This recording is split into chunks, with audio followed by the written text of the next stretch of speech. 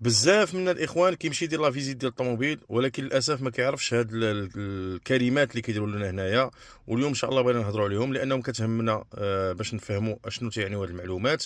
وبالاخص الناس اللي يعني كيمشيو كيديروا لا فيزيت ديال البيع، يعني لا فيزيت ديال الميطاسيون، وكيخصو يعرف هاد المعلومات اشنو كتعني بالضبط.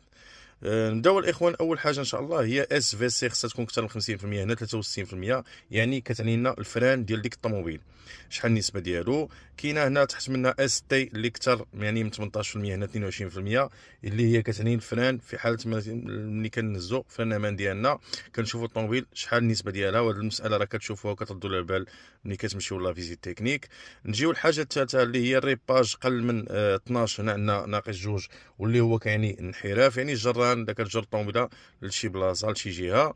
نجيو عاوتاني السسبونسيون اللي قل من 30%، هنا عندنا 3%، اللي هي يعني كتعني دوك لي روتي لي سيلان بلوك ليسيو، واش مقاده الطوموبيل ولا لا. نجيو الحاجه الاخرى عاوتاني اوباسيتي اللي قل من 70%، هنا 12.11، واللي هي يعني كتعني الدخان ديك الطوموبيل واش كتفيمي ولا ما كتفيميش، شحال النسبه ديال الدخان ديالها. واخر حاجه هي السي او، وقل من 4 ونص، يعني نسبه انبعاث الكربون. من هنا كتشوف بانه هاد لا فيزيت هادي هي فافورابل ديزا، يعني والطوموبيل مزيانه ما فيها حتى شي مشكل. والسلام عليكم.